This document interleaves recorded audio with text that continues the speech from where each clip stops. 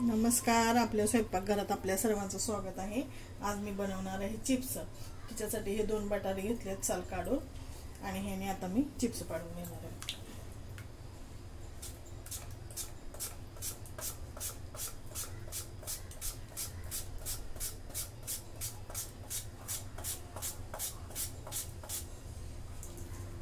अशा प्रकारे पातळ चिप्स पाडून घेते, एकदम पातळ असे स्लाइस।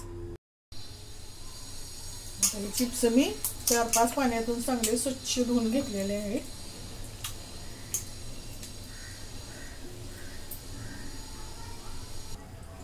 आता मी इथं कढई ठेवली, कढईमध्ये पाणी ठेवलेलं आहे, पाण्याला उकळी आलेली आहे। आता हे चिप्स मी ह्याच्यात टाकून घेते, पाणी निथळून।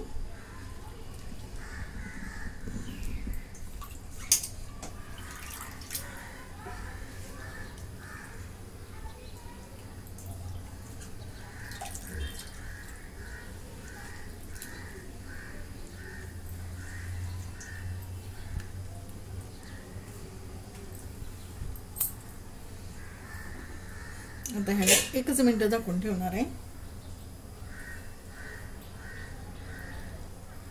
आता 1 मिनिट झालेला आहे, मी गॅस बंद करते।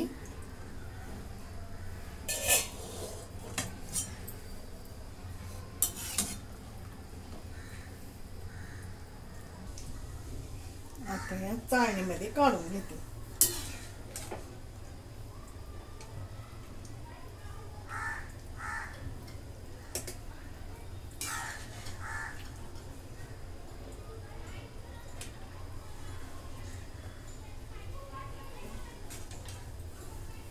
आता हे थंड होऊन देऊ।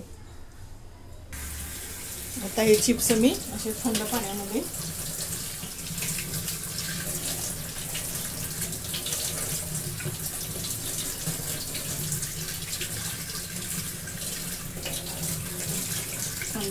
मी धुवून घेतले। आता याचं पूर्ण पाणी निथळून देते। थंड झाल्यानंतर मी अशा टॉवेल वरती पसरून टाकले पंख्याखाली। आता हे 5 मिनिट आपण सुकवून देऊया चिप्स। 10 मिनिटं सुकवून घेतले मी आणि असं ताटात काढून आणलेलं आहे। आता पुढे कढई ठेवली तेल गरम करण्यासाठी। तेल चांगलं आपल्याला कडकडीत गरम करायचं आहे।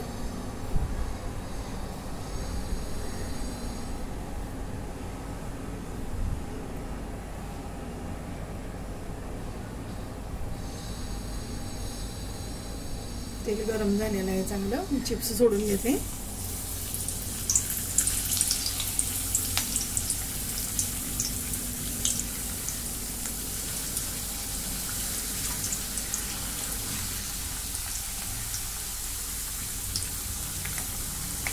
मोकळे करून सुट्टे करून एक चिप्स टाकून द्यायचे।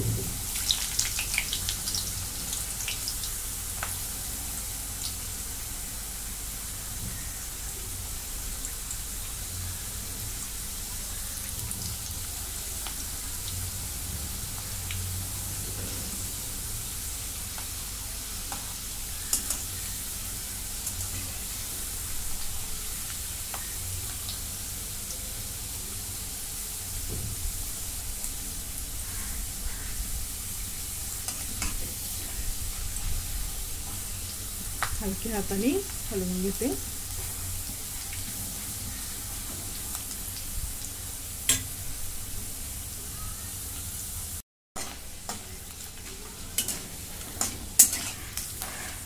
जसे जसे तळतील त्यातलं पाणी कमी होऊन जाईल।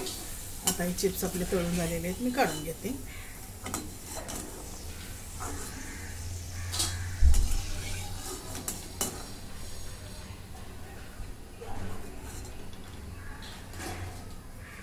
आणि पुन्हा तेल कडकडीत गरम होऊन द्यायचं। आता दुसरी बॅच सोडून घ्यायची।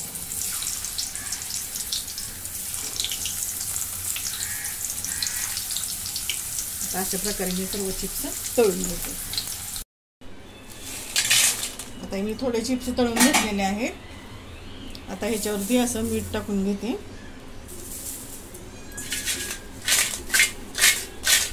तुम्हाला मिरची पावडर पाहिजे असेल तर आपण टाकू शकतो। पण मला नको आहे, मी असेच बनवणार. हे असं मिक्स करून घ्यायचं. आता सर्व असेच तयार करून घेते. अशा प्रकारे सगळे वेफर्स आपले तळून झालेले आहेत. 2 बटाट्यामध्ये एवढे वेफर्स झालेले आहेत. बघा किती कुरकुरीत झालेले आहेत. घरच्या घरी छानपैकी वेफर्स तयार झाले. अगदी पहिल्यांदा केले तरी सुद्धा चुकणार नाहीत अशा पद्धतीने केले तर. तुम्हाला जर आवडलं तर लाईक करा, शेअर करा, सबस्क्राईब करा. धन्यवाद.